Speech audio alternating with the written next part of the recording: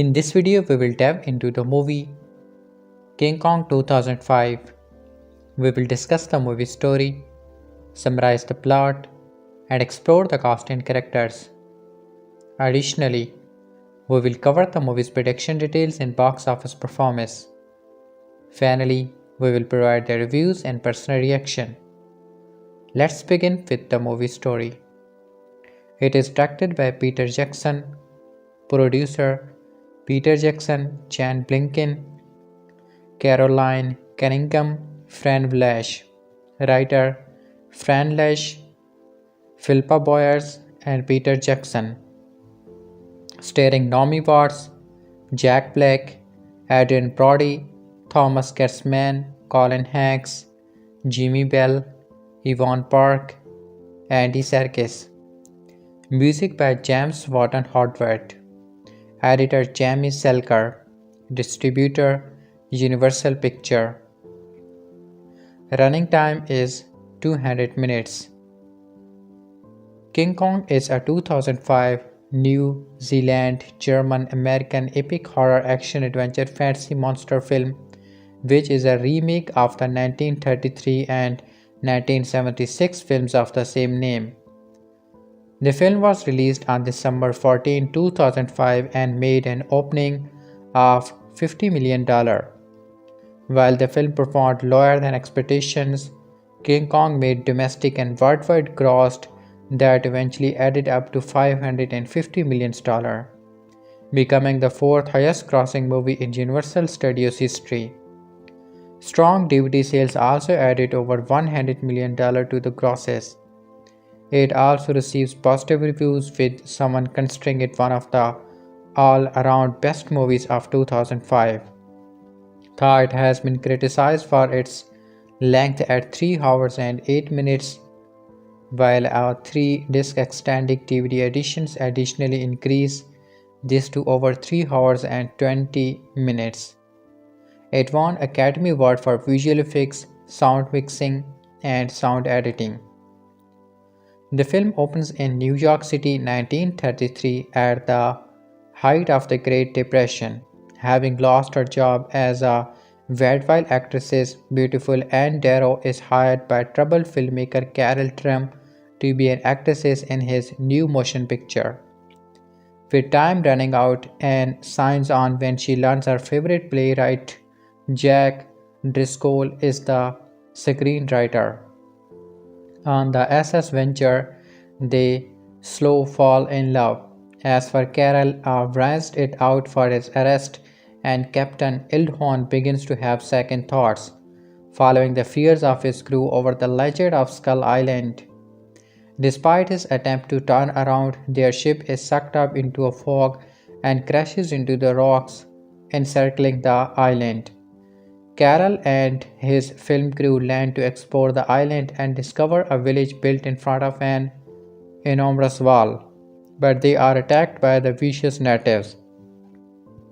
Mike, the sound technician, is spreaded. One of the sailors has his head crushed and Jack is knocked out.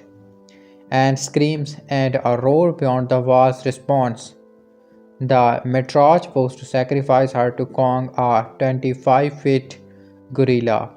Eaglehorn and his crew break up the attack and return to the damaged ships. They finally lighten the load to steer away until Jack discovers Anne has been kidnapped. Barefoot and wearing only a beef robe over a pink nightgown, Anne is forcibly dragged by the natives to a drawbridge atop the wall, where she is offered as a sacrifice to Kong. Kong is revealed to be a colossal 25-foot tall, prehistoric gorilla. The crew comes armed but are too late. Carol sees the gorilla has taken her. Eaglehorn gives them 24 hours to find her. In the meantime, Anne discovers the remains of the previous sacrifice and stabs Kong's hand with her criminal necklace to evil. Kong takes Anne into the jungles of the islands. Captain Eaglehorn organizes a rescue party to find Anne and head down the beast. The rescue party is caught up in a Venatorius packs hunt off Bronturius and 4 of them are killed while Jack and the rest of the crew survive. Anne manages to entertain Kong with juggling and dancing, but he does not kill her when she refuses to continue, leaving her instead. The rest of the rescue party come across a swamp. It is here that Bruce Baxter and 2 others leave the group. The survivors stumble across a log where Kong attacks, shaking them off the log into a ravine. He returns to rescue Anne from 3 Vestorius Rexes, modern Tyrannosaurs, and takes her up to his mountain lair. Eaglehorn and the rest of the crew rescue whoever is left of the rescue party from the pit of giant insect.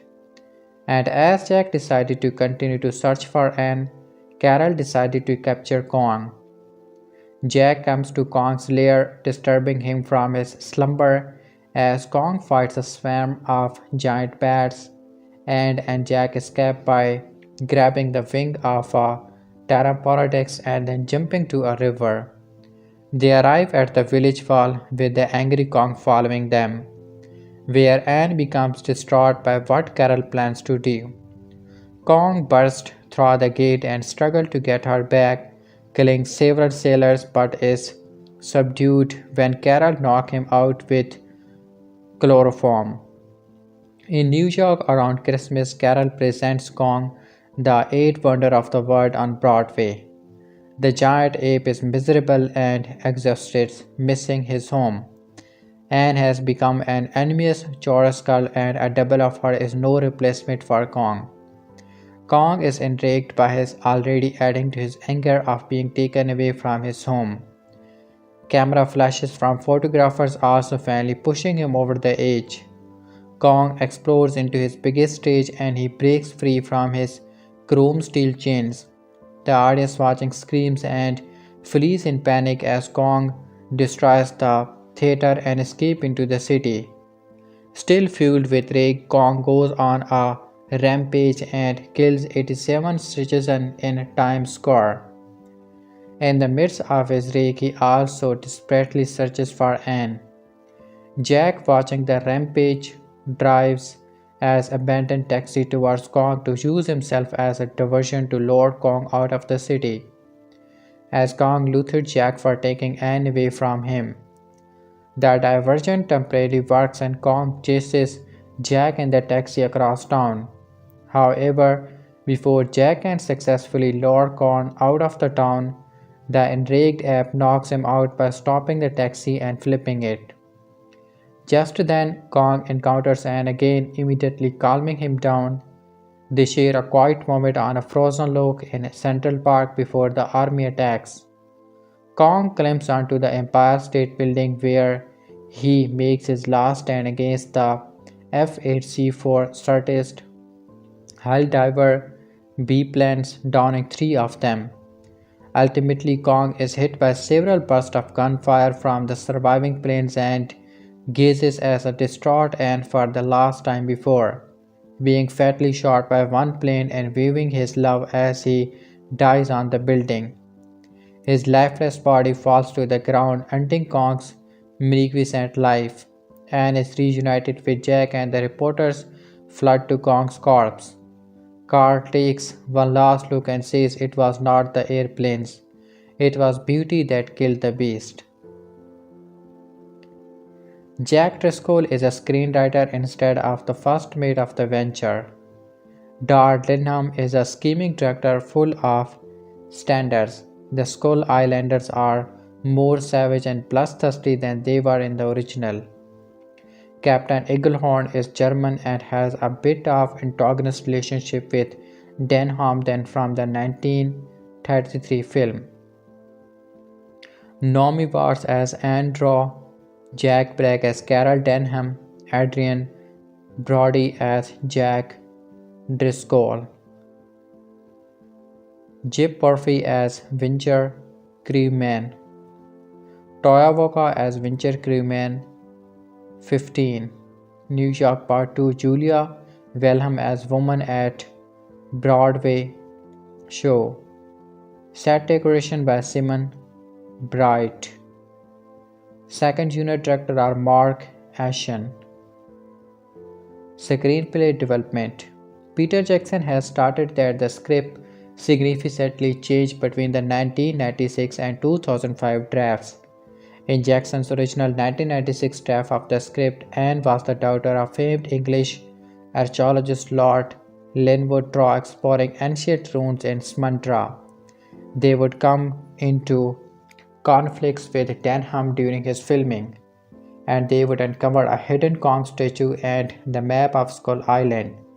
This would indicate that the island natives were a cult religion that once thrived on the mainland of Asia, and all trace of the cult was wiped out except for the few on the island.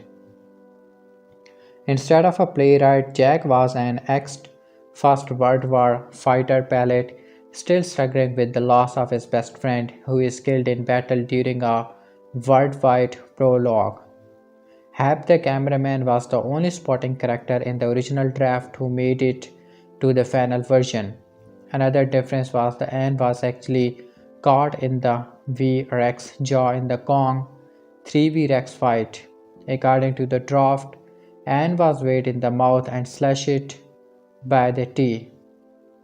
Peter Jackson decided early on that he did not want Kong to act human, and so they studied hours of gorilla footage. Andy Serkis, who modeled his movement, went to the London Zoo to watch the gorillas but was unsatisfied. He ended up going to Rwanda to observe mountain gorilla in the wild with a company called Rainbow Tours. The resulting Kong is entirely special effect, but he acts and moves very much like a real gorilla. Apart from Kong, Skull Island is also inhabited by dinosaurs and other large fauna. However, though they may look similar, they are not the familiar species. Inspired by the works of Dougal Jackson, the designers have imagined what 65 million years or more of isolated evolution would have done to the dinosaurs. The creatures can be said to be presented as more significantly accurate than those portrayed in the 1933 version. However, it can also be argued that they are less accurate to the paleontology of 2005 than the dinosaurs from the original were accurate to the paleontology of 1933. The names of these and hundreds of other beasts are found in the book The World of Kong, A Natural History of Skull Island. The film's budget climbed from an initial $150 million to a record-breaking $207 million, making it at one point the most expensive film yet made. Universal Studios only agrees to such an outlay after seeing a screening of the unfinished film, to which executives responded enthusiastically. In addition, it is estimated that marketing and promotion costs were more, about $60 million. Production has difficulties such as Peter Jackson's decision to change composers from Howard Shore to James Newton Howard 7 weeks before the films opened. Also, the film was originally set to be 135 minutes but soon grew to 200, prompting Universal executive to fly to New Zealand to view a rough cut, but they liked it, so their concerns were addressed. The marketing campaign for King Kong started in full swing on June 27, 2005, when the teaser trailer made its debut first online at the official Volkswagen website at 8:45 p.m. Then 8:55 p.m. EST across media outlet owned by NBC Universal, the parent of Universal Studios, including NBC, Bravo, CNBC, and MCNBC.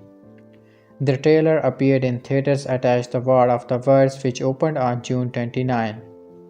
Jackson also regularly published a series of production diaries which chronicled the making of the film. The diaries started shortly after the DVD release of The Return of the King as a way to give Jackson's The Lord of the Rings fans a glimpse of his next project. These diaries are edited into broadband-friendly installments of 3 or 4 minutes each. They consist of features that would normally be seen in a making-of documentary, a tour of a set, a roving camera introduction, key plates behind the scene, a peek inside the sound booth during last-minute dubbing, or Andy Serkis doing his ape movements in a motion capture studio. The production diaries were released on DVD on December 13, 2005, one day before the US release of the film. This was one of the first occasions in which material that would normally be considered supplementary to the DVD release of a film was not only released separately but done so in a prestige format. The production diaries came packaged in a box with a set of prints and a replica 1930s era clipboard. It is also the first time such materials was published prior to the release of the film. A novelization of the movie and a prequel entitled The Island of the Skull was also written. A multi-platform video game entitled Peter Jackson's King Kong was released, which features an alternate ending. There was a hardback book entitled The World of Kong featuring artwork from Weta Workshop to describe the fictional bestiary in the film. A number of spin-offs from the remake franchise include books, novels, comics, and video games. With a take of $9.7 million office on its opening day and an opening weekend of $50 million, King Kong did not meet expectations of Universal Studios executives. Some media outlets even considered the film to be a flop after its weak opening weekend, as at the point it was not on pace to make back its $207 million budget. Its opening weekend of $50 million, while good for most movies, fell short of the inflated expectations caused by the movie's enormous budget and marketing campaign.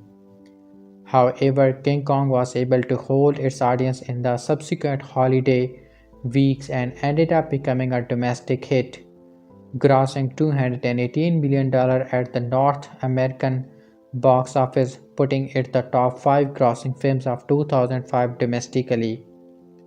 King Kong fared much better in the international market as it grossed $332 million outside North America, leading to a worldwide total of $550 million, putting it the top 5 grossing films of 2005 worldwide.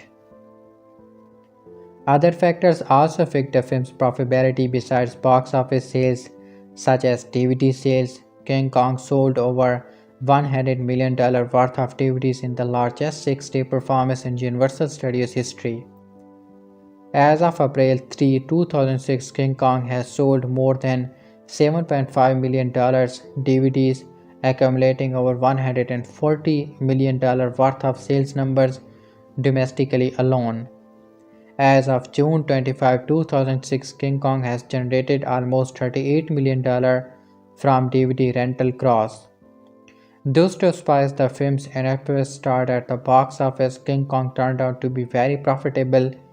Ticket and DVD sales combined, the film earned well over $700 million, becoming the fourth highest grossing movie in Universal Pictures history.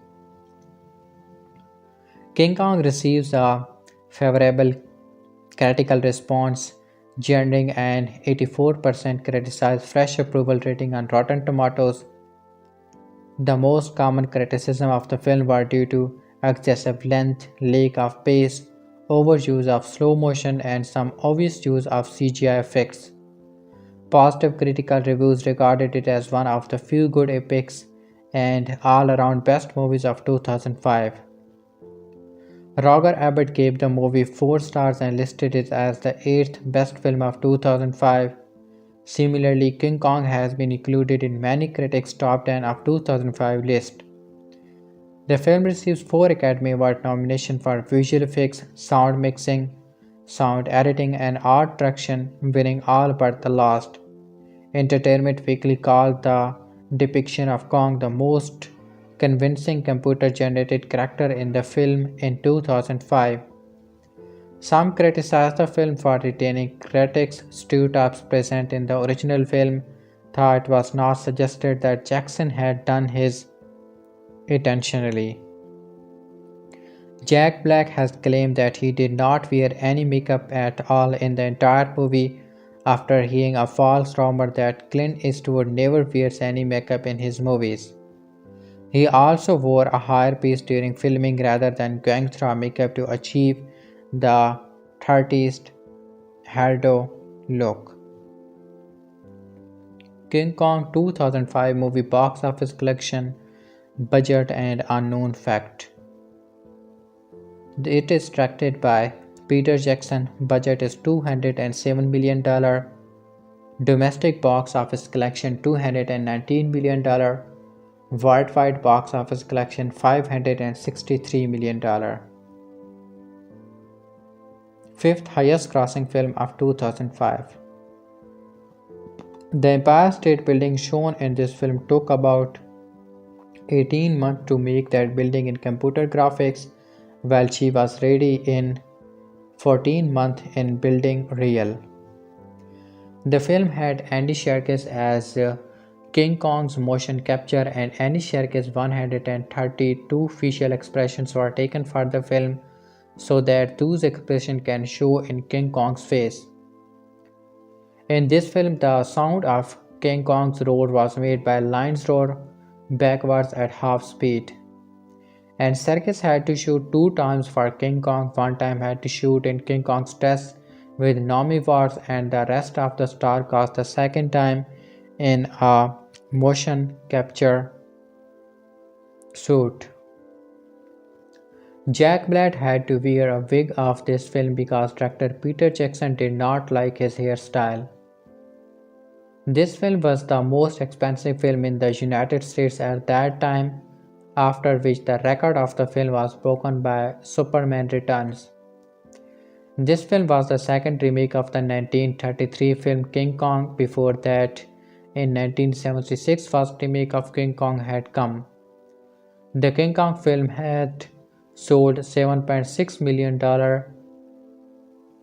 DVDs till 2006. The film earned $100 million, or about 440 crore only from its DVDs. The Heart of a Big Gorilla. It was Beauty killed the Beast. There are astonished to behold in Peter Jackson's new King Kong, but one sequence relatively subdues hold the key to the movie's success. Kong has captured Antero and carried her to his perch high on the mountain. He puts her down not roughly and then begins to roar, bare his teeth and pound his chest. An unemployed vaudeville acrobat somehow instinctively knows that the gorilla is not threatening her but trying to impress her by behaving as an alpha male, the king of the jungle. She does not know how Queen Kong would respond, but she does what she can. She does into her stage routine, doing backflips, dancing like Kaplan, jiggling 3 stones. Her instincts and empty cells are well. Kong's eyes widen in crusty wonder and finally what may pass for delight. From then on, he thinks of himself as the girl's possessor and protector. She is like a teeny beautiful toy that he has been given for his very own, and before long they are regarding the sunset together, both of them silenced by its majesty.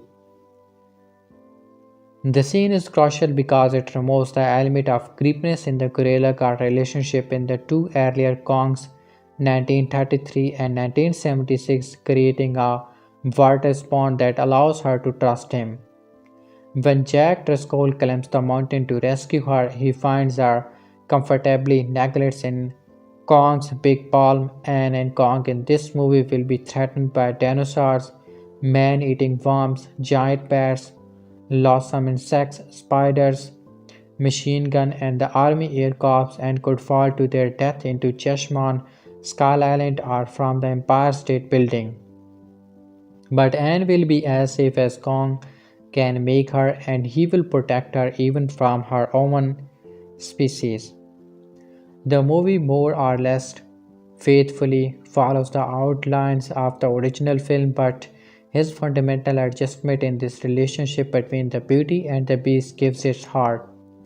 A quality the earlier film was lacking. Just Kong in 1933 cares for his captive, but she does not care so much for him. Kong was always misunderstood, but in the 2000 film, there is someone who knows it. As Kong ascends the skyscraper and screams not because of the gorilla but because of the attacks on the gorilla by a society that assumes he must be destroyed.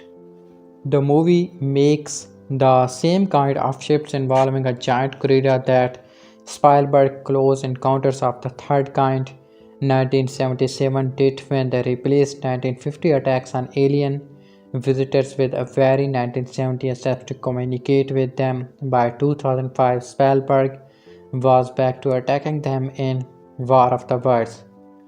King Kong is a magnificent entertainment. It is like the flowering of all possibilities in the original classic film. Computers are used not merely to create special effects but also to create style and beauty. To find a look for the film that fits its story, and the characters are not cardboard heroes or villains seen in stark outline but quirky individuals with personalities. Consider the difference between Robert Armstrong 1933 and Jack Black as Carol Denham, the movie director who lands an unsuspecting crew on Skull Island.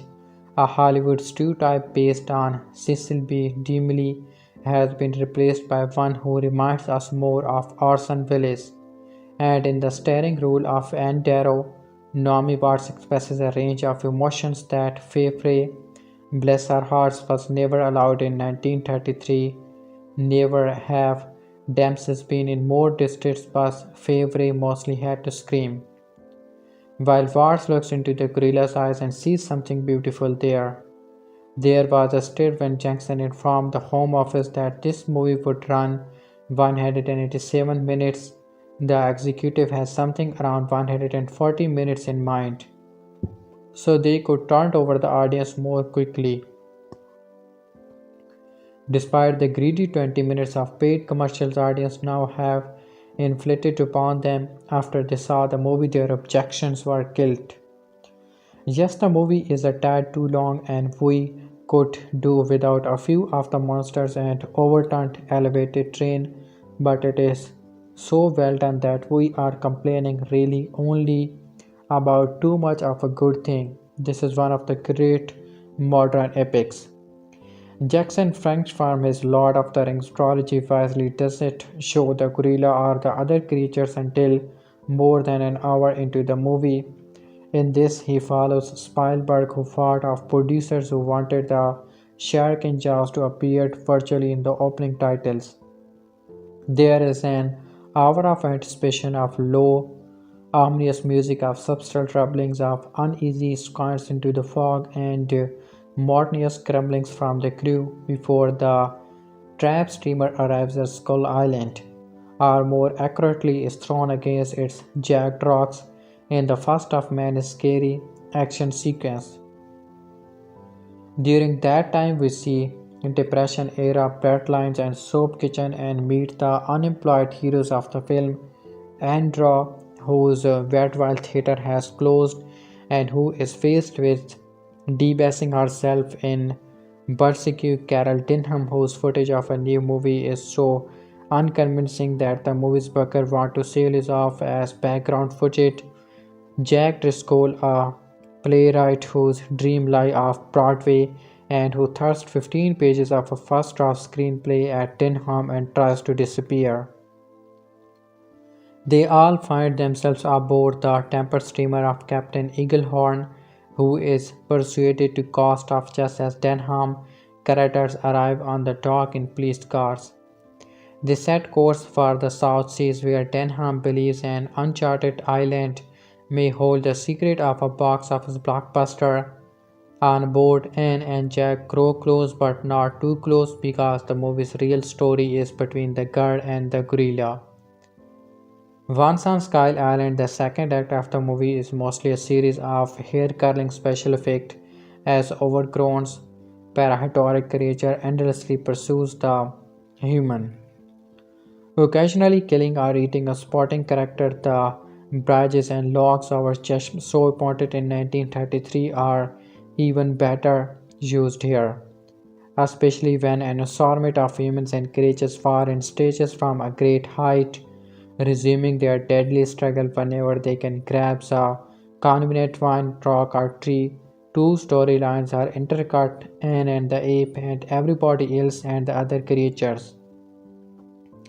The third act returns to Manhattan, which looks uncannily evocative and atmospheric. It is not precisely realistic, but more of a dream city in which key elements swim in and out of the view. There's a poetic scene where Kong and the girl find a frozen pond in Central Park, and the gorilla is lost in delight as it slices on the ice. It's in scenes like this that Andy Serkis is most useful of the actor, who doesn't so much play Kong as embodying him. For the FX team, he adds the body language. Some of the monotone effects are not completely convincing, and earlier on Skull Island, it's strange how the fleeing human seems to run beneath the pounding feet of the T-Rexes without quite occupying the same space. But especially effects do not need to be convincing if they are effective, and Jackson trades a little realism of a lot of impact and momentum. The final ascent of the Empire State Building is magnificent, and for once, the gorilla seems the same size in every shot. Although Naomi Watts make a splendid heroine, there have been complaints that Jack Black and Adeline Brody are not precisely hero material, nor should they be. In my opinion, they are a director and a writer. They do not require big muscles and square jaws. What they require are strong personalities that can be transformed under stress. Denham, the director, clings desperately to his camera no matter what happens to him, and Driscoll, the writer, beats a tragic retreats before essentially rewriting his personal role in his own mind. Bruce Baxter is an actor who plays the movie's hero and now has to decide if he can play his role for real. And Preston is a production assistant who, as is often the case, would be a hero if anybody would give him a chance. The result is a surprisingly involving and rather beautiful movie, one that will appeal strongly to the primary action audience and also cross over to people who have no plans to see King Kong but will change their minds the more they hear. I think the film even have a message, and it is not that beauty killed the beast, it's that we feel threatened by beauty, especially when it overwhelms us, and we pay a terrible price when we try to deny its essential nature and turn it into a product or a target. This is one of the year's best film. When it's good, it's very good, but when it's not, it feels really, really long. Watching Peter Jackson's version of King Kong, it is apparently clear that the man feels as strongly about the original 1933 film as he did about Tolkien's Lord of the Rings book. One can really feel how earnestly he guided this film, paying homage to the original while expanding on it more than just a little bit. Unfortunately, the expansion is one of the problems with the movie, but I will get to that in a bit. I don't suppose I really need to go into the story itself, but there are a few changes from the additions to this version when compared to the 1933 film. Here and Darrow, Naomi Watts is shown to be a stage performer at the outset of the film, basically doing vaudeville shows during the Great Depression in order to make a living. Time is spent up front showing the state of things in New York City in regards to the struggle to survive in that devastating economic downturn to great effect. We meet her co-performers, a tight-knit little family including an elderly gentleman who passes for a father figure for her, and we get to know at least Anne and is gentleman well enough in the few early minutes of the film to really feel for them when the theater where they perform is unceremoniously closed down. Cut to Carol Denham, played by an unusually subdued Jack Blake, in a meeting with money men trying to pitch his movie in progress and get more money to go shoot on locations at the mysterious island indicated on a map which has just came into his possession. He is portrayed as a man with a vision throwing his cinematic perils before moonlight but ignorance swine. The financiers have already sunk $40,000 into his picture, big bucks back then, and decided to cut their losses and sell off what Jack has filmed so far as stock footage. Jack overhears this and decided to take up with the existing rolls of film plus all the camera equipment to make the movie anyway, despite the loss of his leading actresses and all financing. In a manner very similar to the original film, he finds Anne, although here it takes a bit more convincing to talk her into joining him. There's a funny throwaway line in there, but about his being trustworthy because he is a movie producer. He talks his way onto the ship despite the captain not trusting him and also wrangle playwright Jack Driscoll into coming along in order to finish the only partially done screenplay. It turns out that the only reason Anne decided to come along was because Driscoll was writing the film and she was a big fan of his plays. So, one major difference is that instead of a lowly sailor, Driscoll is a well-known and sophisticated playwright. We are also introduced to Hayes, Yvonne Park, who seems to play a role closer to that of the original Driscoll, and Jimmy as a young farmer stowaway out to prove himself.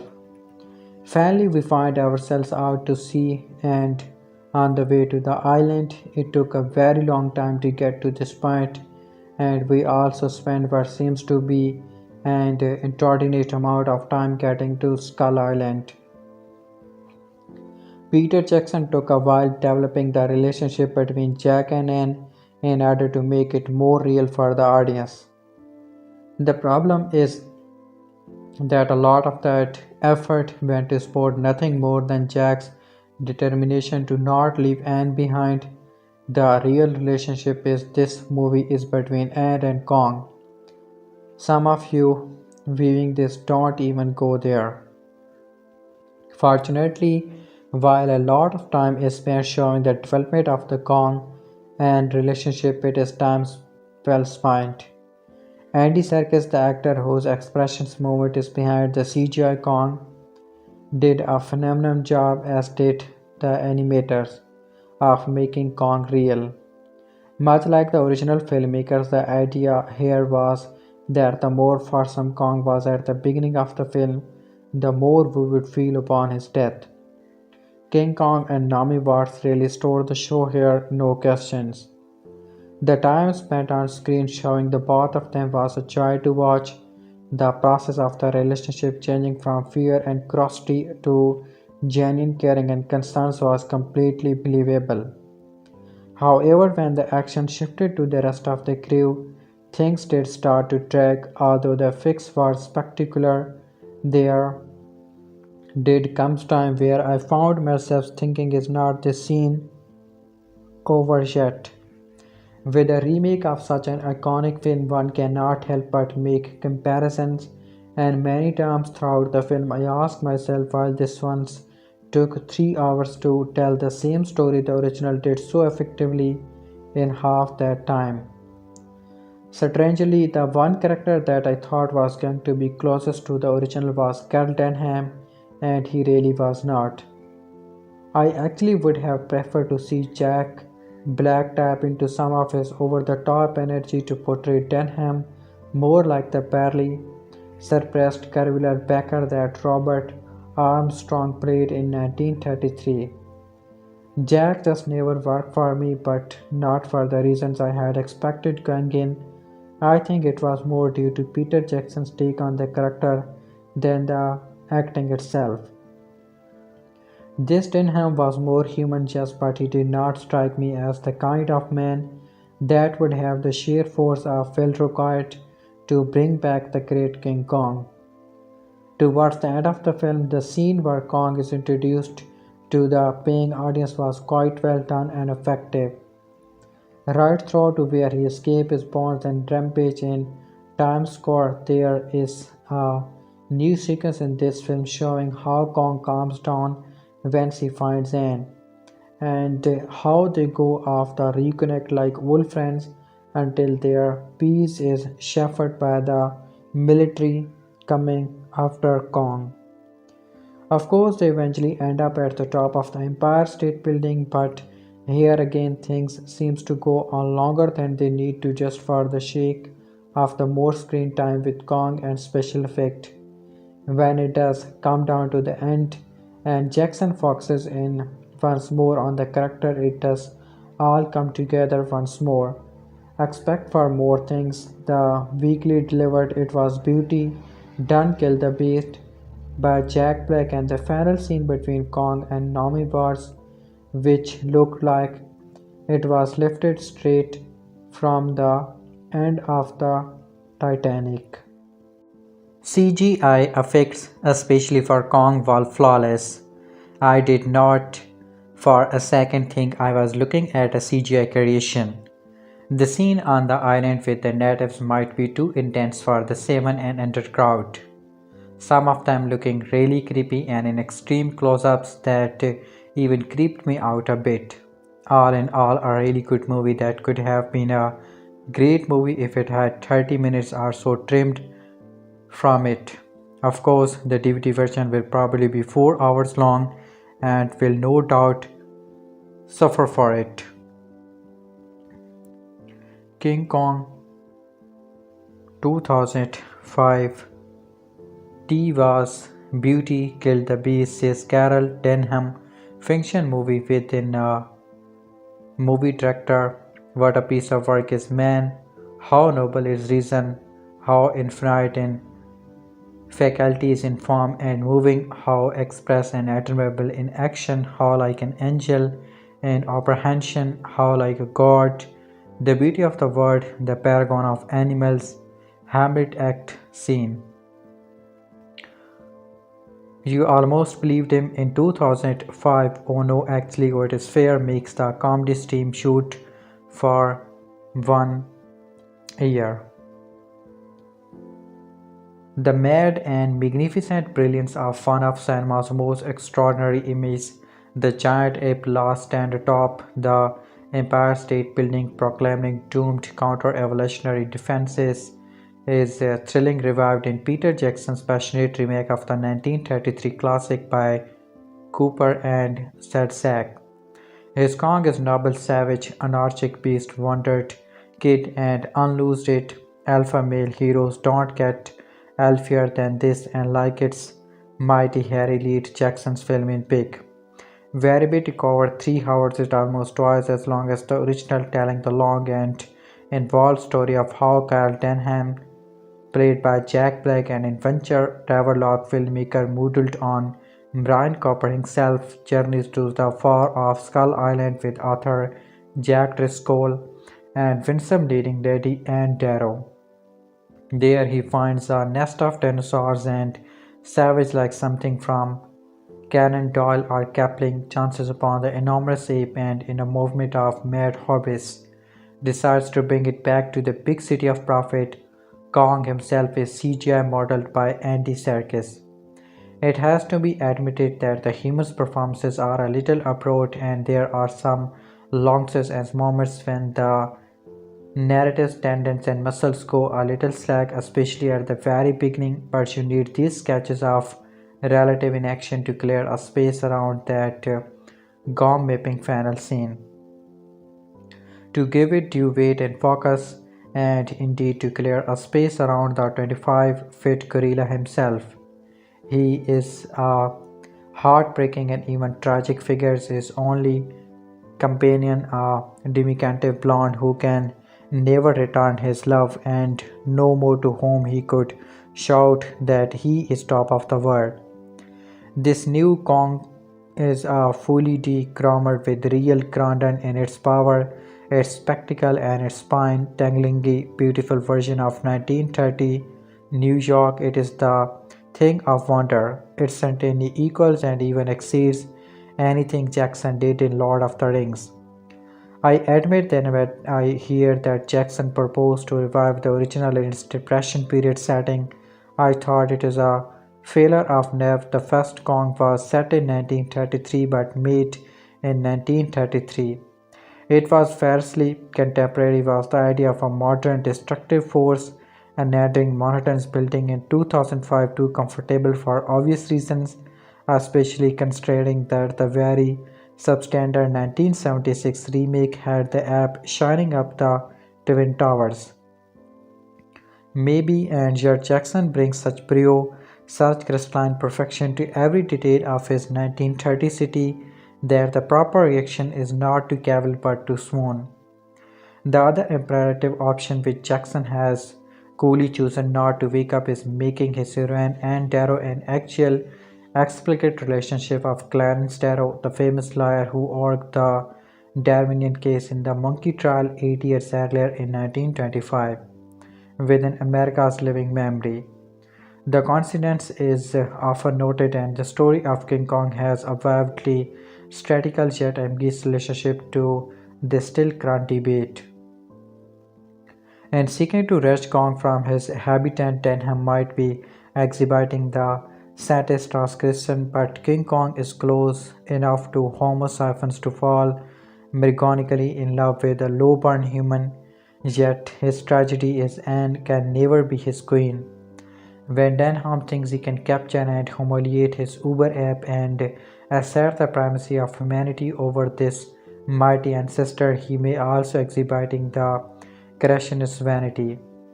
Everything the 1933 movie has, Jackson has to the power of 100. The appearance of dinosaur as well as a giant ape may look excessive.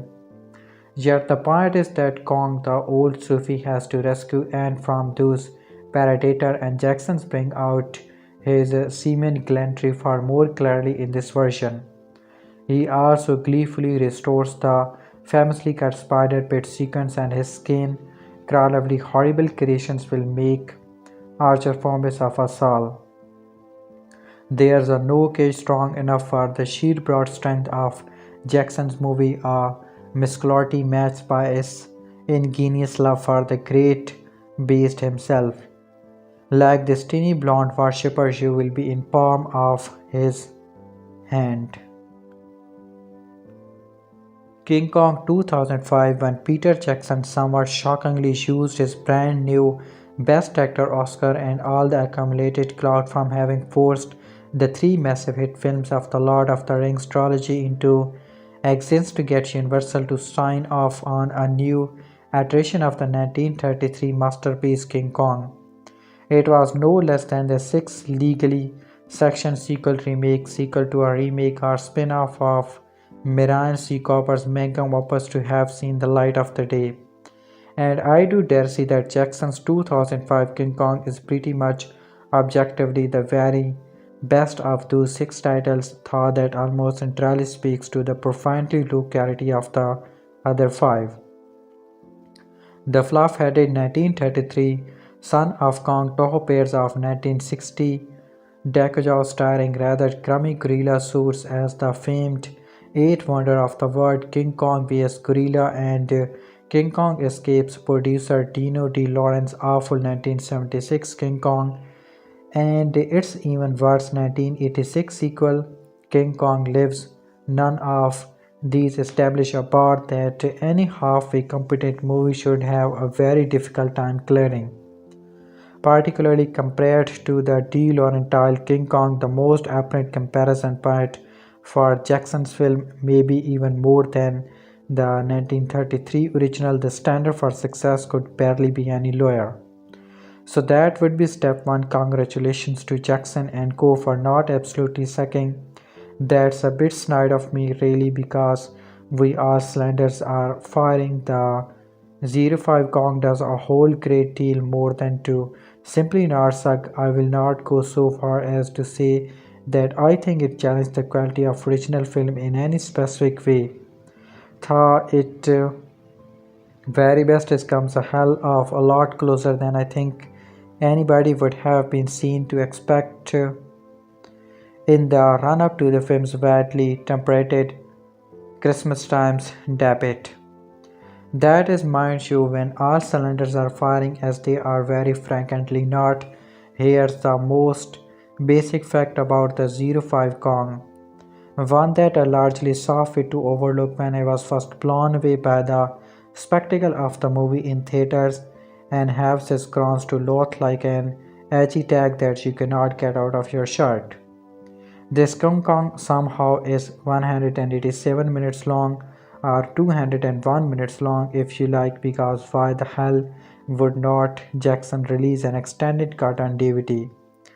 And with as far beyond the realm of basic decency as so much of the film already ran, even the good parts are too long.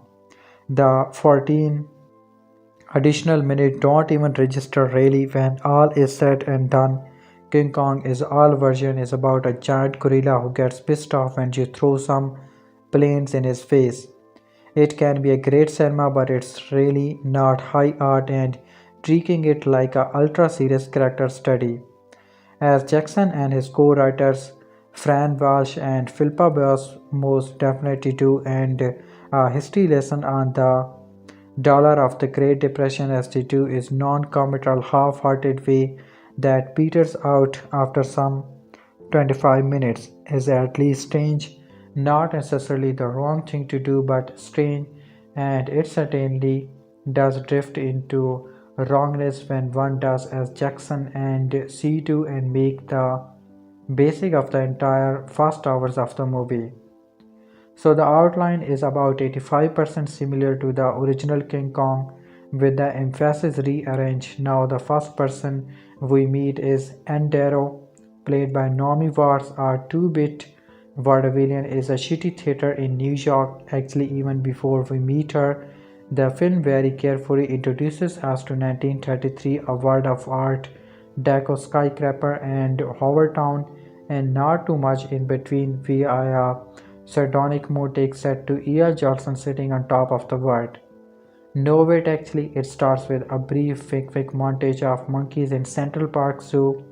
The point being King Kong needs to take a moment to settle down and finds its footing narratively and thematically and Tony, which is apparently something you are able to get away with when you have 3 hours and change to faff about with it. But it is a little annoying the way the movie keeps trying things out and giving up on them. Not that I'd want the smug glitches angle of marrying a peppy song to scene of skulls to end up actually defining the tone of a Kong movie, but it sends adult opening, and even more so when we factor in the glossy Andrew Lancy cinematography, adding a slick sheen that aesthetises the on-screen poverty as though it took place just across the mountains from Riverdale or Rohan, working entirely against the ironic flair of Jimmy Selker's editing. Regardless, we have a failed vaudevillain. Then over here we have filmmaker Cal Denham, Darcy Misker, a baby-faced conman hacker, and Bradley Showman, who's finding the fate for documentaries of execute safari footage barely strung together with a human narrative as much run its course, and that the money men will not put up with this bullshit anymore. But he's got a mysterious map burning a hole in his pocket and enough for a crew setup that he is ready to set off that very night to stay ahead of the law and his debts. The only thing he lacks is a leading lady, so with the sharp instincts of an exploration whiz-kid, he heads to the nearest strips club, hoping to find someone skinny enough to fit into his costume and eager to do anything more dignified, even its scalp across the Atlantic and Indian Ocean on a trap steamer. And naturally enough, what failed for a villain should have just arrived at the same strip club having been given the address with the promise she can get a paying job. So those are two birds of our protagonist. The last thing is also the reason the Duchess and signs on for Carol's figure tale of adventure. As long as she's been trying to get on stage, her dream has been to work with the great social realistic playwright Jack Driscoll, and would just love to guess who Carol has lined up to write his movie. Even better for Anne, Carol has managed to trap Jack on the very same trap streamer, which means they are all in for a few weeks of tight quarters, during which time, of course, Anne and Jack fall in love. For King Kong 33 and even King Kong 76, whose three were pretty much all the characters needed, just give the rest of the cast names and that's enough to get the job done. For Jackson, Walsh and Beyonce, that was not nearly sufficient. These people were in the business of making epics, gosh damn it, and so we get a substantially fleshed out ensemble on board the tramp steamer Venture under the command of Captain Eaglehorn, first mate Hayes, and soul white child turned heart of darkness reading cabin boy, and creamy Kumpilanki, and the comic Chinese deckhand Joy. Not to be outdone, Carol has his own team: boyish assistant Preston, and crusty old cameraman Herb, and sound cardist Mike, and preening Manty star Bruce Mixer. Carl names for this picture. That's a lot of people, and we spend time with pretty much of all of them. Poor soundman Mike, least of all, for which outside he is the first to die. Absolutely none of it proves to be time well spent. This is still the story of how a giant ape falls into something a lot like love with a pretty blonde woman, and trouble to his death of a New York skyscraper is pursuit of that love. It still only actually needs Anne, Jack, and Carol to have any sort of definitions as character. As for the rest, God knows. Especially God knows why Jimmy gets so much attention given how little he ends up doing for the movie. He disappears entirely after the action shifts from Skull Island back to Manhattan and is softly just background noise on Skull Island itself. Incidentally, the film is the first time that the name Skull Island has been explicitly attached to Kong's home. The whole call is nothing but deadwood, and they are deadwood for a very long time. It's not till around 50 minutes that the film even arrives at Skull Island, and another 20 minutes later that Kong finally shows up. And that opening thought is absolute present dull is very and entirely disappreciate to anything that any King Kong movie has ever or could ever be about. Even in 2005, it was already clear from The Lord of the Rings, The Return of the King, that Jackson and his team were more than capable of developing an unhealthy attachment to their own footage, but King Kong resembled that the film less than Jackson's feature stab The Hobbit as an epic trilogy that takes longer to watch than the book does to read. That it is not so much that you feel like the filmmaker had so much content that they could not make the hard choices, but slimming it down as that they decided in advance that they wanted to make a big scale epic and edit shit until it was long enough.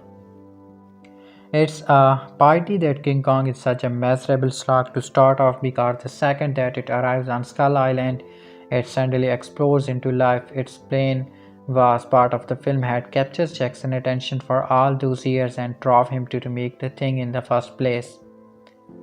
It also planned that has been clear in pretty much every movie Jackson has ever directed. He is a horror filmmaker at heart, and everything else he does is an extension of that.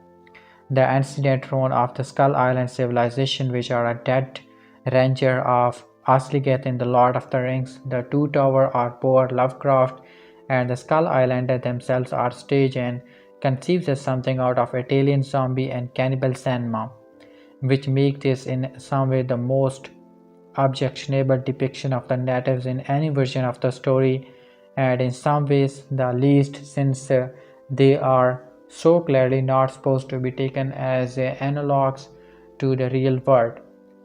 Once inside the Skill Island jungle, the design team gets to go to town on creating a wild renegades of discussing creepy trolleys and big savage dinosaurs that nest here. There are many reasons why directors attempt remakes, but I have one cause it's my favorite movie ever. Should not really rank as the most encouraging Spielberg sensed contemporary relevance in just update of the World of the Words. Spielberg saw vast rooms for improvement with Ocean's 11 and numerous other have quite simple throw a new take on an old story would grant its big bucks. No doubt Universal had the latter in mind when finally greenlight his latest reworking of the 1933 monster classic, but as it is well documented, that was not the key driving impulse. No, Peter Jackson just wanted to accumulate the film that lit his first fires of inspiration and repay that creative ignition with a fitting tribute.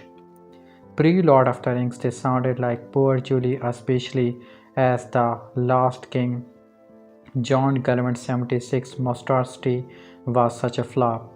No wonder Jackson struggled to get it rolling in 96 regardless of the fact that remakes of Godzilla and Mighty Joe Young were already crowding out the masterpiece. Of course, after Rings, Jackson could have suggested remaking Plan 9 from outer space and been showered with greenbacks still would not have made it a great idea. Yet his wanting to remake Kong, even if cinema quite frankly doesn't need another Kong, turns out to be this movie great at strength. Like Sammy Raimi, Jackson is a filmmaker who lets his inner fanboy guide his rather than blind him. Indeed, Jackson's infinity is so tangible in his insertion of winking in jokes, and his choreography of the action sequence, and most importantly, in his details realization of the great battle scared ape himself. It allows us to easily forgive the few flaws the movie does have, such as, well, why, for example, spend so long in the first acts detailing middle rung characters like Vigor, Crewman Jimmy, Jimmy Bell, and Captain Eaglehorn, if you are just going to drop them out of the story come the climatic New York rampage. It seems an odd choice to pair the script in such area, pushing our arrival at Skull Island back to the end of the first hours, then keep it lean in another, and on the technical side, the occasional CG shot looks unfinished and ambitious. Brontor's stampede, for instance, doesn't quite gel its madly scrambled human element with its dino participants to form a believable whole. Fortunately, Jackson spent so much time knocking our socks off that you will not really feel like scratching your head. Besides, there's a level of criticism you just cannot go to unless you want to start questioning Anne's Wolverine-like ability to resist skeletal thrusters while accepting the existence of a 25-foot tall gorilla. His horror sensibility serves the story well, so does his dark sense of humor. Watch Denham mourn his ruined collide like his companions mourning his dead friends. He also teases fine performances out of his ensembles, Jack Black deserving a special mention for making Denham so appealingly reprehensible.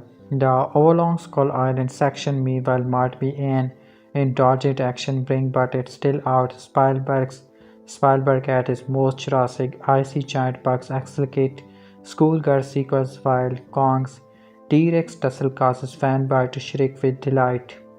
Even the monster-free seconds will cause mandibles to sulkin, such as the Venture's attempt to navigate the island's rock spike coast, or the Kong's morning ritual disturbingly portrayed as an ascetic religious experience for the island-wrenched hissing natives.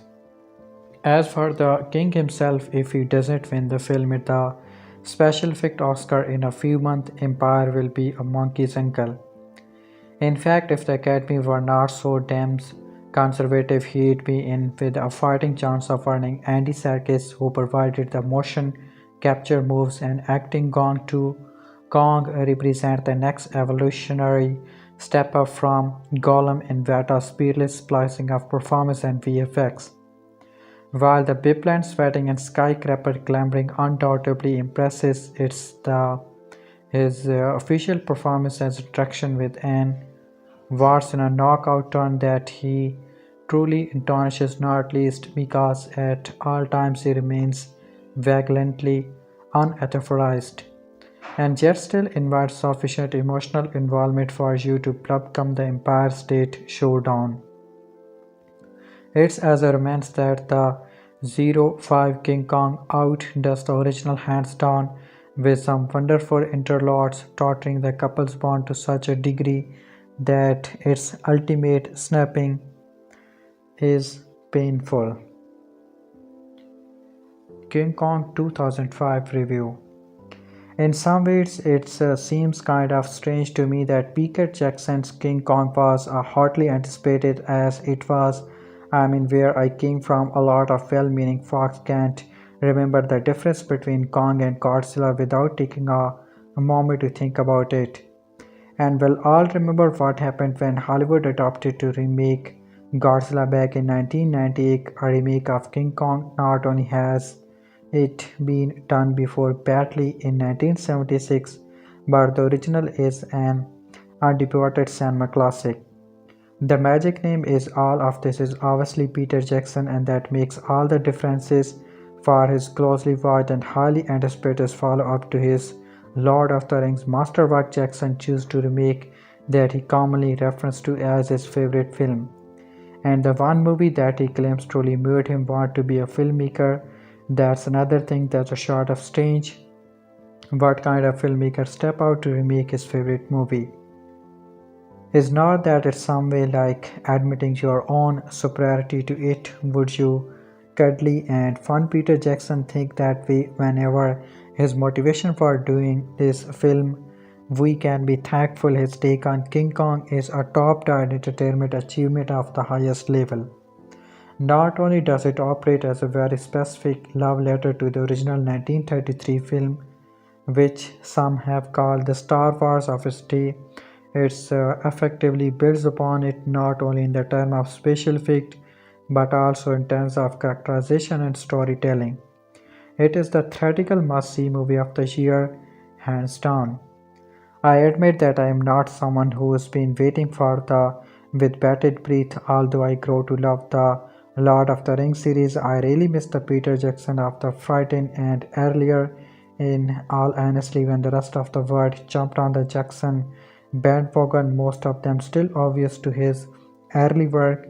Oh, the temptations to recommend bad taste, it felt a bit annoyed at the whole thing. So while still wishing the man best of luck, I sat back, arm crossed, demanding that this King Kong movie of his, who's been trying to get made since before Lord of the Ring, prove itself. I need not have worried. The film star may be big and stinky, but the film is most entirely not, and I don't mean Jack Black. It sounds ridiculous, but story in some ways amounts to a love triangle between Naomi Watts, Anne Darrow, Kong, and Adrian Brody's Jack Driscoll. If I were her, I'd be stuck to, considering that I have not been a fan of Brody since his big-headed Oscar kick shake. But fear not, King Kong is not the pro-bestiality film the Hollywood thinks the entire world has been waiting for. Amid the adventure and excitement, there are some bigger themes to consider, including those of obsession, optimism, and mankind's uncomfortably close proximity to the animal's world when it comes to primal behavior. Plot-wise, this version sticks very closely to the original. For those who are unfamiliar with that film, stop being such losers and get the DVD ASAP. Familiarity with that film is not required to greatly enjoy this new one, but it does bring a significant additional layer of reward to the proceedings. Homage abundance as dialogue, costumes, and even scenes from the original lovingly turned up. One could almost assume that the 1933 directors Marion C. Cooper and Ernest B. Shavdik would be proud of this remake if not for its revisions of Black Carol Denham, obviously based upon Cooper in the original. As the filmmaking Husker weasel that he is in his respect, I have to give it to the remake. As great as the Copper Shorter classic is, it is the best cards around the issue of who is at fault for all the chaos and death, even if it is literally the filmmaker themselves in aerial chemos who scaps Kong to his fate. The story, if you don't already know it, begins in Depression era New York City as desperate filmmaker Denham happens upon out of work actresses Darrow on the brink of the journey of the ships he is carted for a far off mysterious destinations. They are headed for the last undiscovered spot on the map, which is in Denham's mind the ultimate film location. It is a dark lost world, forgotten by time and home to some of the most deadly inhabitants ever known to man. At about the 1 hour mark of this 3 hour epic, Kong makes his memorable debut, making off into the hostile jungle with the beautiful Anne and given chase by both the ships and Denham's entire crews. Parallel encounter mostly involves dinosaurs, almost all of them fresh to the screen, as to both successfully avoid Jurassic Park comparisons and envelop viewers in an all-consuming fantasy world. That same familiar but not quite real-life quality is then applied to Jackson's Wonders, a versioning of 1930 New York City, where the ant is truly hopped to giant ape proportion along the way and eventually becomes enamored with her capture, seeing the wounded soul of his savage beast. Profoundly realized for the screen by Vita Workshop and actor Andy Column-Sarkis, viewer will feel more sympathy for this digital creation than for most flesh and blood characters in other films. Naomi Watt is perfectly cast and Anne Darrows, leaving no mystery as to why not only Kong falls for her, but why everyone else risks their lives to get her back. Brody, I must say, is competent as Jack Driscoll, reimagined here as a frustrated playwright Jack Black, and eventually gives very brief glimpses of being in over his head in this big budget extra vengeance, as he is saddled with the most copper Southgate dialogue, bit dated and cheesy but also too classic to not include. But in the end he gets the job done. James Newton Howard turns in a rousing adventure score worthy of following the Max Teen core that preceded over 70 years ago, and is still fondly remembered as one of the greatest musical score of all time. Jackson's script, co-written by his usual collaborators Fran Walsh and Philippa Boyers, and direction proved that Lord of the Rings was no fluke, if anyone were to actually think that, and cements his place as the event filmmaker and storyteller of our time. I suppose the million-dollar question is, does Peter Jackson's King Kong actually manage to surpass the original classic? It's not one that many films buff would dark ask for fear of having to possibly grant superiority to a remake, always an ugly word in this case, without even the test of time, and struggle to come up with another example of a modern imagining that has just stick to its classic source material.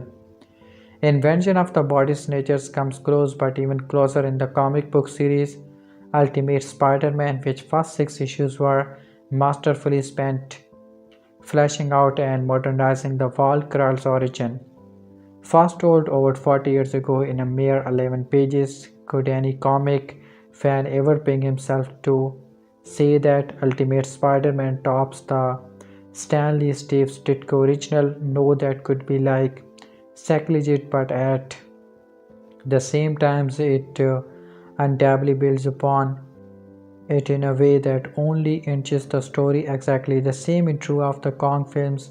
The brilliance of the original cannot be denied, but the beauty of this remake is how it actually honors its source by building upon it in a poor and viable way. Some may say that King Kong has a long first hour and it is all character development and exposition, but I say it doesn't hurt the movie since it is entertaining all the while, and if not, and boredom will be immediately forgotten once the action begins anyway. Curtain moments will be too intense for sensitive children, but the passion of the Kong ending will bring out the gushing sensitivity in everyone. Peter Jackson's film work has many things: action, adventure, horror, comedy, romance, and tragedy. But above and beyond all of that, King Kong is spectacle. Find the biggest bells and whistle cinema in your neck of the woods, stand in lines for as long as it takes, and then enjoy every minute of it. Because, like all true cinematic marvel, the DVD experience will merely be a reasonable false mate at best, and since it's universal, it would probably be a buggy DVD 18 anyhow. So enjoy this on the big screen while you can. This is one film event that earned its anticipation. Behold Kong, the eighth wonder of the world, well, ninth wonder if you count the 33 version separately. King Kong 2005, directed by Peter Jackson. 15 years ago, Peter Jackson followed up his Lord of the Rings trilogy with a passion project that had been on his mind since the late 80s. A 3 hours, 3.5 if you have watched the extended edition long King Kong movie at the time. It was a polarizing entry. Moviegoers were not super happy about the film, but critics seems to like it. Over the years, however, King Kong has grown a reputation for being everything wrong with Jackson's work: too long, overstuffed, and filled to the brim with VFX. Does that statement still hold water, or has the movie actually aged well? Let's start off with the good. The cast, everybody, yes, Jack Black included, bring their A game here. Naomi Watts incredible as Anne Darrow, perfectly escalating the feelings of young hope and desire with the dread of maybe being forced to do something in order to eat. Adrien Brody is also phenomenal, but the real standouts are Jamie Bell and Yvonne Parker as Jimmy and Heise. Their relationship, despite being not the main focal point, is still interesting and downright gut-wrenching at times. Everyone from the main cast to supporting cast does a great job, but who really shines is Andy Serkis as the Kong. This was his second motion capture character post Gollum and the first time playing an ape, and Serkis gives easily the best performance depicting Kong's animalistic rage while subtly conveying a wide array of emotion. He never says a single word, but you know exactly how the character feels. Since this is a Peter Jackson movie, you have to expect the visuals to be good, and they still hold up after 15 years. Yes, there are shoots that look wide and fake, but those are few and far between. What I have noticed about Jackson Vata Company over the years is that their VFX work is virtually unparalleled. Kong looks great as he really looks and feels like a 50-foot tall gorilla, as do the dinosaurs, bugs, water, and even New York City, all worthy of the film's Oscar win. The scene at the bottom of the cliff with all the bug monsters is still incredible to watch. And then there's the music. James Newton Howard's score is nothing short of beautiful, and no joke, it's probably the second best thing about this movie. The first being the Dinosaurs 5. Each place and situation has its own unique score that fits so well. Knowing now that Howard Shore, the composer for Lord of the Ring, had an entire score made and then scraps, really makes me wonder what we could have had.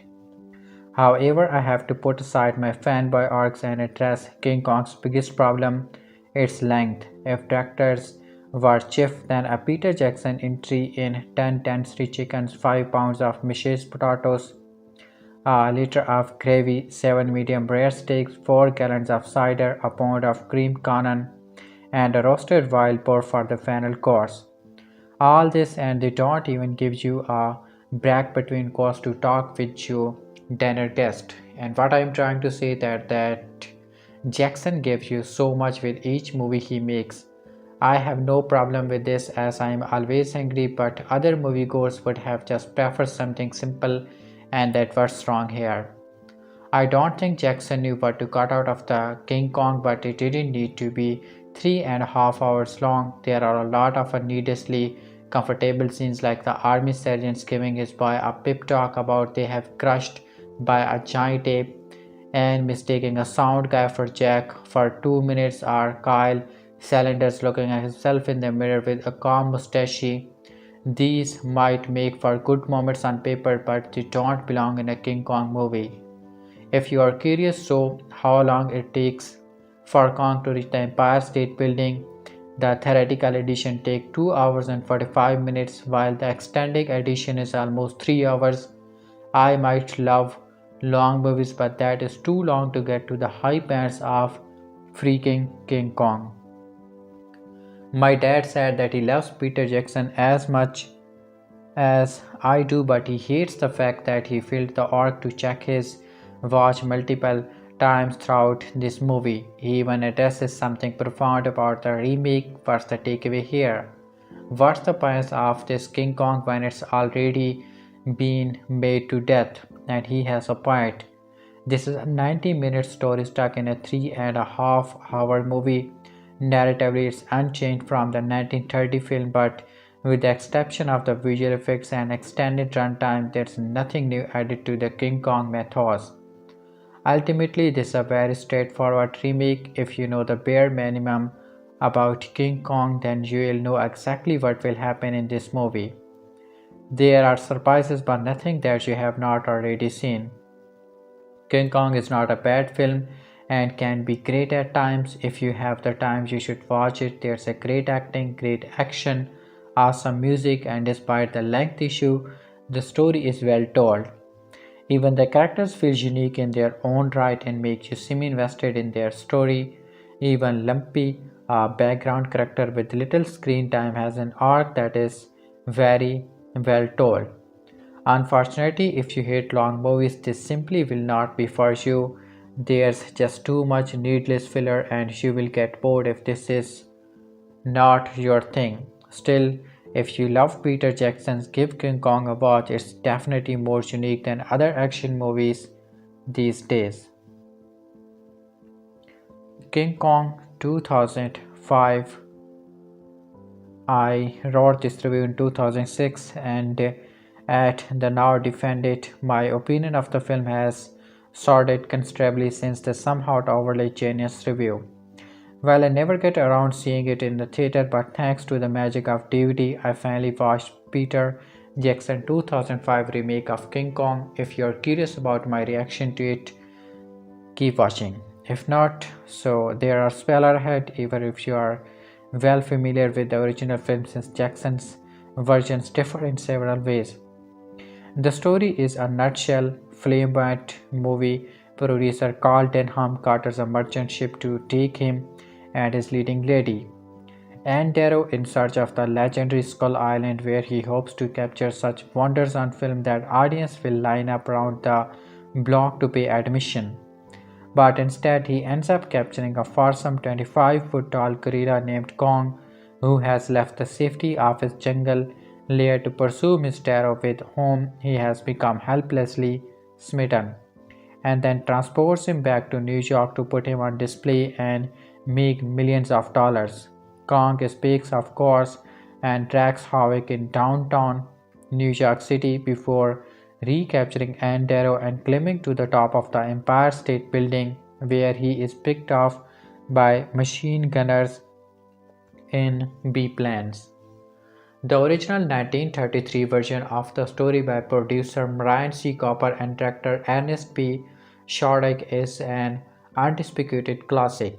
Obi, maybe it's disputed by some who now regard it as a creaky old black and white board with grumpy special effects. I feel that these people are missing out on one of the greatest cinematic experiences of all time, a marvel of compact storytelling, pacing, and bravura filmmaking with a wonderful cast and groundbreaking special effects by master craftsman Wallace O'Brien that are still astounding.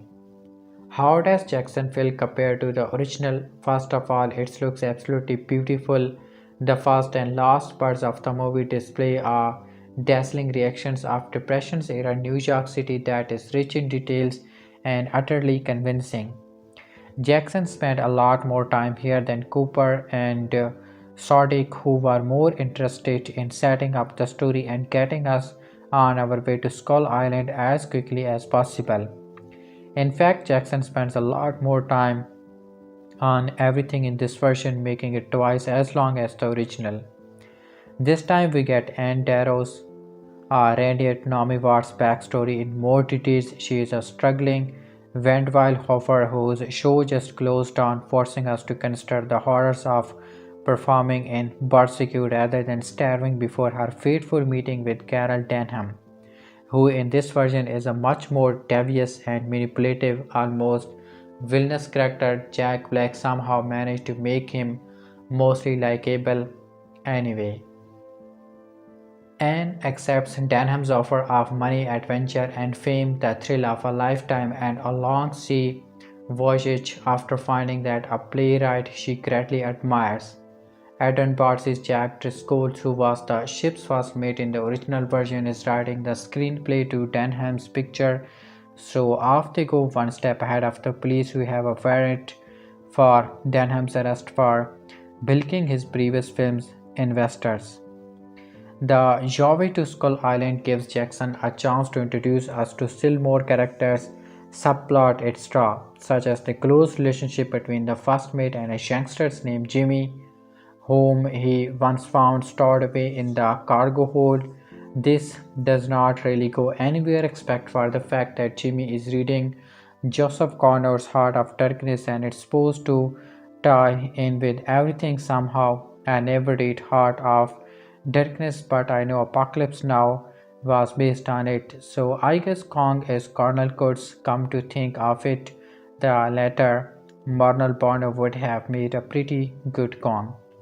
Anyway, Anne and Jack sort of fall in love. Denham and Captain Eaglehorn clash, much despised Denham in the version. The self-absorbed actor hired as Denham's leading man, Bronze actor hired as Denham's leading man, admires himself in the mirror, and when they finally get to Skull Island, there's a thrilling sequence in which the ship is almost dashed against the rocks. The island natives are a much more basic and murderous bunch this time, leading to some truly creepy moments, and when they kidnap Anne and offer her as a sacrifice to Kong by tying her to one end of a rickety stone bridge and then lowering it across a deep chasm on the jungle side of the Great Wall, which separates them from the rest of the island. Jackson's staging and execution of the scenes are impressive, all of which leads up to the big moment, Kong's entrance, which somehow just doesn't have the impact of the original. We only get to see fog-surrounded glimpses of him at first and a close-up his eyes, but never one definitive reveal, which I found disappointing. Kong snatches Anne from her bonds, somehow managing not to rip her arm off in the process, and heads off into the jungle with her. This leads to a portrated series of fights battle as Kong protects his golden hired prize from a succession of prehistoric foes such as T-Rexes, 3 this time instead of the previous one, and giant bat-like creature that infest the cave inside this Mount Top layer. Meanwhile, Driscoll, Denham, and a group of sailors who have set out to rescue and end up running for their lives from a horde of stamping brown terriers who are running from a group of hungry raptor-like creatures. This scene becomes almost cartoonish as the men scamper between the stooping Brontorius feet and the huge breast finally begin to pile up in a scene that resembles, as one message boarded poster put it, the police car pile up at the end of the Blues Brothers. As if that were not enough, their attempt to cross a gorge via a fallen log, which parallels the famous scene from the original, is foiled as an angry Kong shows up and starts to shake them off the log and into the pit below. Here, Jackson makes up for the excision of the fabler spider pit sequence from the 33 version by having the helpless sailors attacked by the most nightmarish collection of giant insects, spiders, lychee, etc. that he and his SPFX crew would conceive of. I am wondering how many walkouts there were when this was in theater. It's pretty horrifying, but it also pretty cool. Jack survives the pit, of course, and goes it along as he makes his way up to Kong's lair. What he and the wrecked remains of the rescue team don't know, however, is that while they were going through hell trying to rescue Anne, she was falling in love with Kong, as this is the element of Jackson's remake that I was studying the most since advanced word on the movie began to hit at all, and which served as a giant stumbling block in my enjoyment of the film as a whole. I thought it was a time idea when it was injected into the stupendously awful 1976 remake, and I still do. Let's face it, if a giant rampaging gorilla grabbed me and carried off into a jungle filled with parasitic monsters, I'd be screaming my head off in mortal terror non-stop, just like Faye Warren and Darrow did anytime Kong came near her. I would not be teaching the big hairy pace pin luggage nestling in his lap to watch the sunset or making soulful goggly eyes at him. I like the part where Anne attempts to calm the priest down by performing her worthwhile routine for him and eliciting a delighted reaction, but I just cannot accept seeing the film turned into a love story that could almost pass for a Harlequin romance novel with Kong taking fabulous place on the cover. At this point in the movie, it's almost as though Jackson had decided to remake Tarzan the Ape Man instead of King Kong, but when Tarzan cried off the jungle and she eventually came to love the untamed wildman, it was romantic. Here it's just wide, and I found myself wondering at times if Anne was not a bit off in the head. And when Jack finally shows up and whispers for her to leave the sleeping Kong and come to him for a moment where I thought she might actually refuse. Perhaps recalling that she does have a prospective human lover and a life back in the real world, Anne manages to tear herself away from her beloved Kong and join Jack as they race back to the native village with Kong hot on their heels. A shot from the 33 version of them running through the jungle is beautifully duplicated here. When they arrive, Anne realizes with horror that Denham and Eaglehorn plan to capture Kong and take him back to the New York as a big money-making attraction. As Kong kills still more sailors left and right by smashing them, flanging them and biting them in half, Anne can hardly contain her indignation and heartbreaking at such a fool scheme. Although she must not come to know these helpless guys during the voyage, we see her happily dancing for them at one point. Their violent death now seems to mean little or nothing to her, just as the death of several innocent New Yorkers and would-be rescues in Piplands will later have no effect on her while she is in Kong's thrall. She is even furious at Jack for restraining her as Kong smashes his way through the door of the Great Wall. So I guess going through all kind of hell to save her didn't keep her erstwhile human love interest out of the old debit column for long.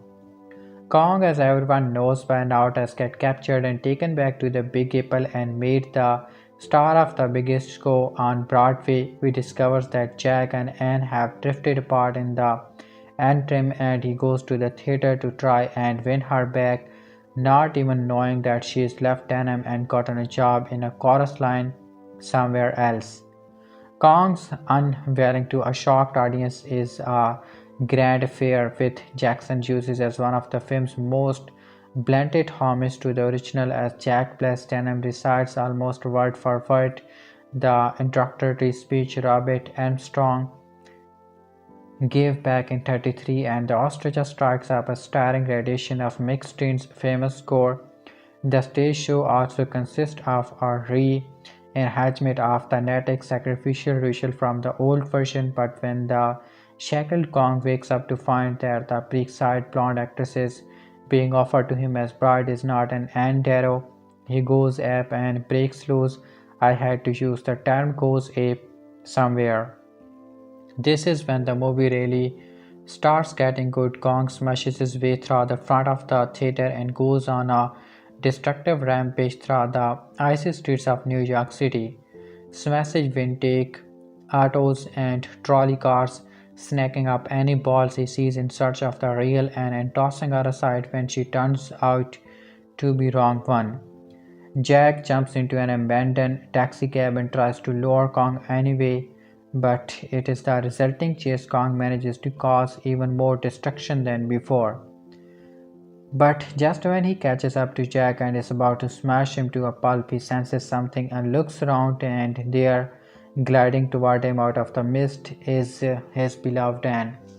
She leaps into his outstretched hands and off they go to Central Park for a romantic romp on a frozen lake, referred to by some as the thumper scene, where they exchange more selfish gaze until the military arrives to break up their revoir. As the army guys blast away at everything in sight and terrified civilians run for their lives, Kong at last makes his way to the Empire State Building and begins his legendary climb.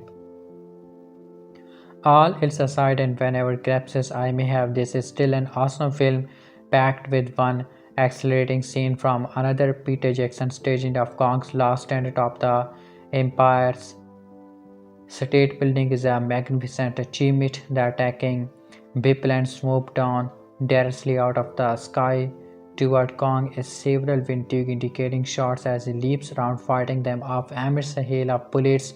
Every time I see the movie, I have to go back and watch this part again because it's simply one of the best action set pieces ever filmed. It's also one of those are instances in which I am glad they created CGI. Rarely has it ever been employed to such impressive effect, and when it is come to think of it, it's usually is a Peter Jackson film.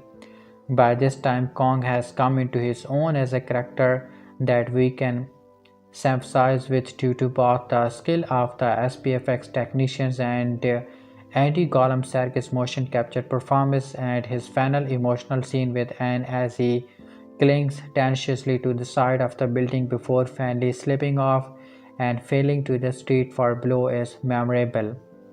Even Jack Black's stiff reputation of the original film's final lines somehow work as we reach the starring fade out at least. So there you have it, a rousing, jealously photographed adventure story, a heartfelt tribute to the 1933 version by one of its most ardent fans, and the film that stands on its own and is definitely worth seeing and worth having. Which makes it one great nagging flaw all the more bathroom to me. Maybe if Peter Jackson had not gone so overboard on the Anne loves Kong angle and used a bit more substantially, it would have worked and might even have made Anne's offering herself to Kong in New York as an attempt to avoid further carnage seems like a more heroic act. But as it is, she must seem abnormally and irrationally obsessed with this giant ape in a vitally romantic way, as though he were the man of her dreams, which makes her embrace with Jack at the end seems somewhat cursory. There are, however, an awful lot of people who are utterly enamored with the aspect of the film. So, as with any movie review, take my opinion for what it is and decide for yourself. Anyway, that's the thing that really bugs me about the remake and prevents me from wholeheartedly embracing it. Otherwise, I found the new King Kong highly enjoyable on its own terms. Definitely a worthy effort, although our meat still doesn't quite live up to the first one. King Kong is a great film with superb directing and visual effect, adding more to the evidence that Jackson and Serkis deserves all the praise they receives. Peter Jackson's expensive remake of the 1933 classic follows director Carol Denham and his crew on a journey from New York City to the ominous Skull Island to film a new movie. Accompanying him are playwright Jack Driscoll, Adrian Brody, and actresses Anne Darrow, Naomi Watts, who is whisked away by the monstrous ape Kong after they reach the island. The crew encounters dinosaurs and other creatures as they face to rescue Anne, while the actress forms a bond with her simian captor. I didn't think much about King Kong when I first saw it. It was good at it was too long to keep my interest. This was a few years ago, and I have not seen the film in a while. This time around, I enjoy it a lot more, but it's still too long. I'll start easy with the acting. Everyone is serviceable in their roles. No one has anything truly difficult to do, but they don't ham it up or just float from scene to scene. Naomi Watts was a good choice for Anne. She's got an angelic look, which means you can understand why Kong falls in love with her, but also you can never hate her for all the screaming she does, and she does do quite a lot. Not only that, but Watts is a good actress, so I am glad they just didn't pick my pretty face of the character. Watts managed to make her fear and terror and sadness all feel real. Adrian Brody was good as Jack. He fitted it the writer role better than the gun tooting one. His save the guard attitude backed me a little, but not enough to hate the guy. Also, I didn't like how quickly he and Anne fall for each other. It seems like 10 minutes went by and suddenly they are in love. I don't hate the character of Jack, but I do think he could have been cut out and not a lot would have been missed. The film did have two great roles through firstly Jack Black as Carol. This is probably one of Black's best role outside of a comedy. He really sells the desperate producer act. He lies, he cheats, and he might as well have stole. All to get himself out of the gutter. He is never shown to be a villain or slimy. He is just a man pushed to age and he wants to have his time in the limelight. The second great role is Andy Serkis. Kong Serkis showed that he could use motion capture to great effect with Gollum, and he is no different here.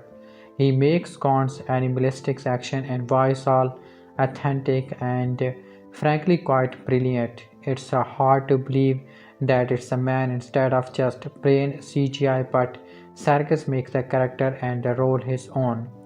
Now, after watching the Lord of the Ring trilogy, I know Jackson is a great director, and here is just more evidence. He manages to create an epic scope of this world that times and God has forget, from his nightmarish terrible attack to his sweeping shoots of New York and the jungle.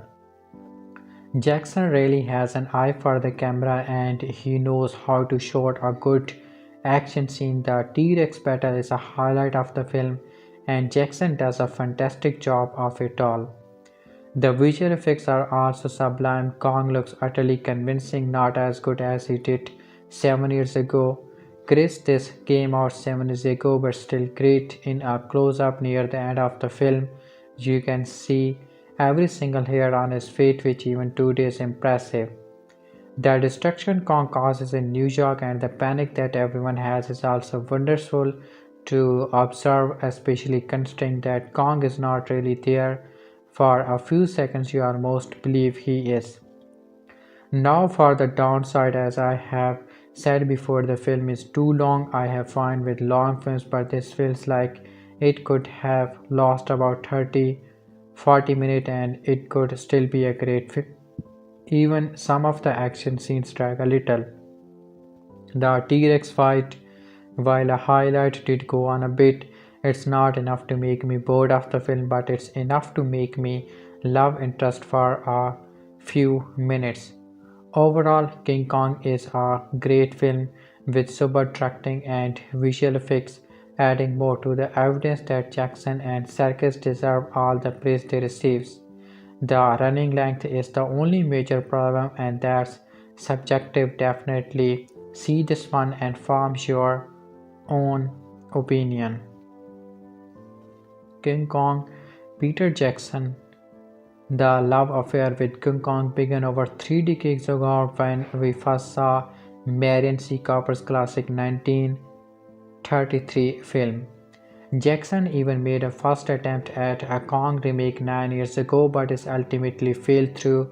The director put the project aside while the embark on the epic The Lord of the Rings trilogy. After the remakeable achievement with Rings became more Critically and commercially, Jackson could name his next project, and every studio in Hollywood was chopping at the bit to land of the director.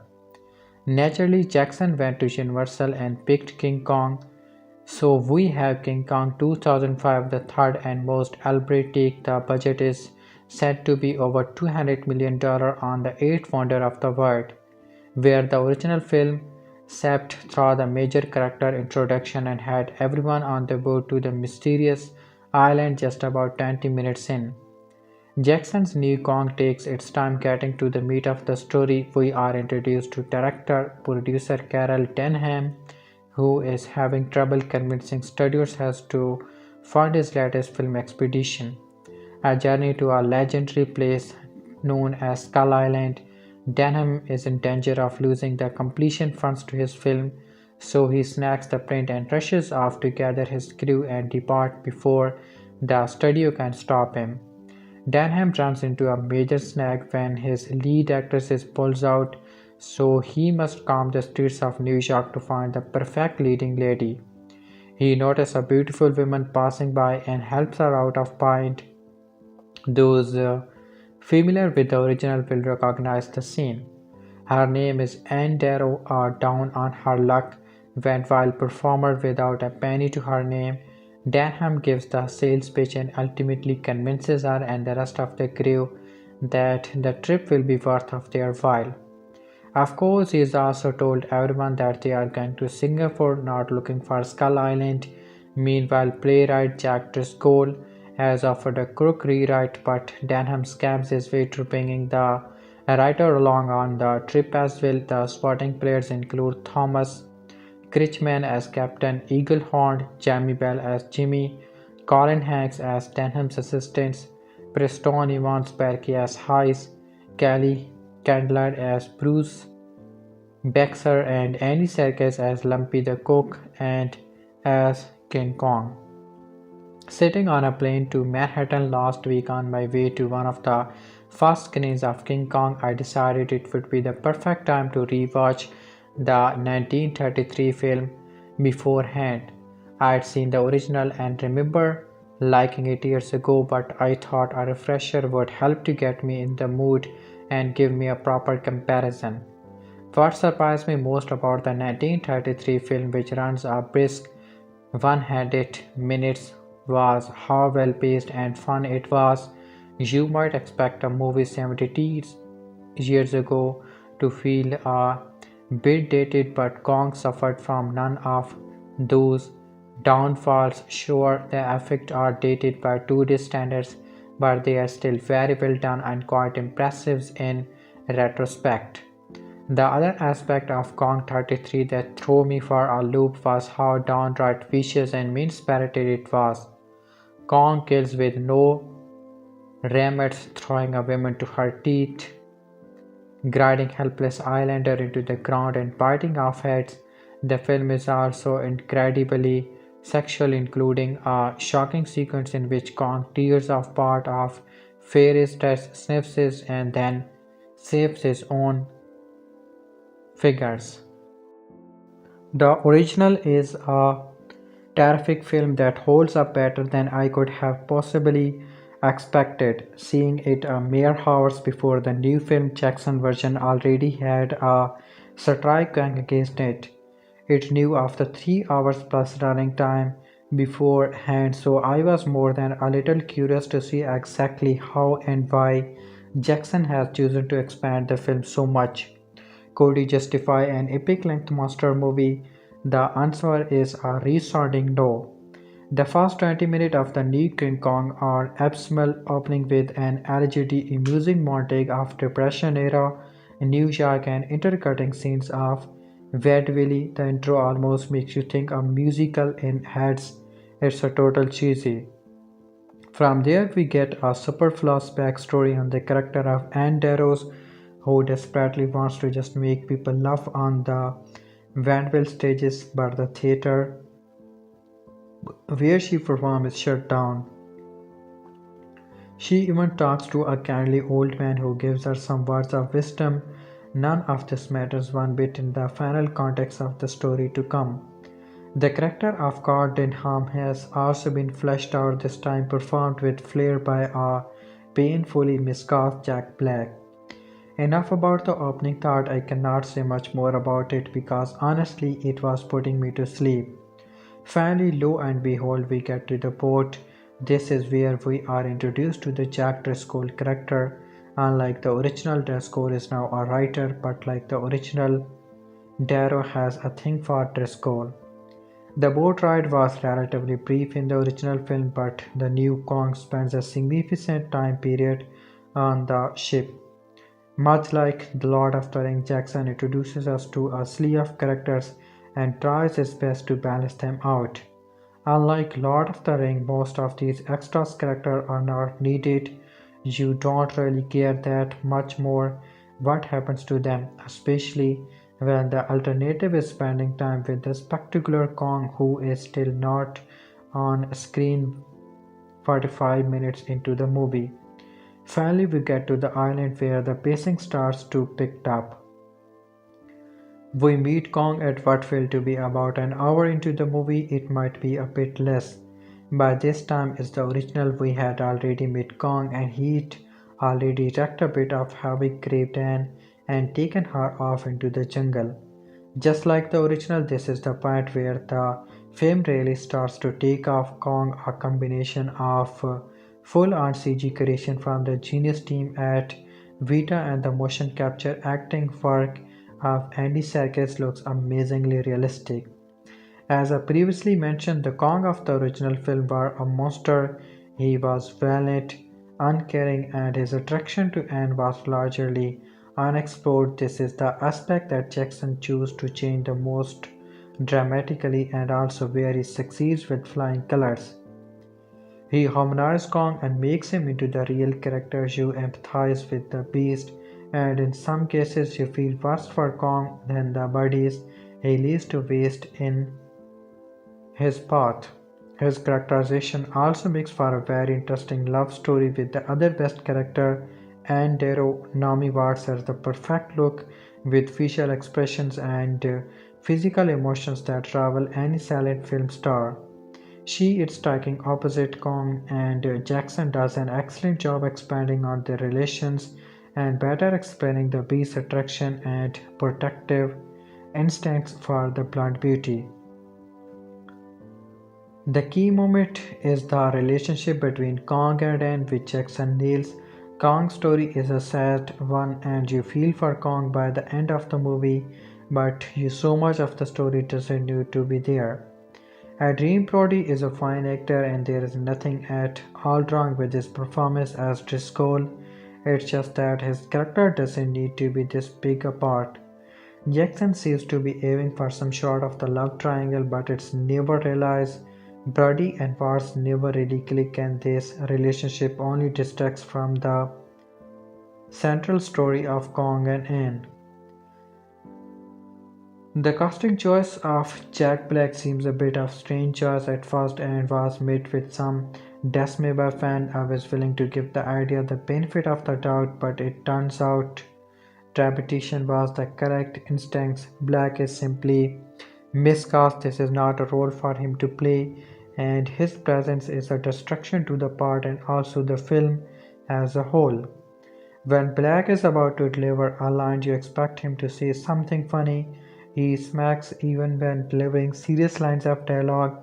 This Denham is more of a con artist than the showman of the original.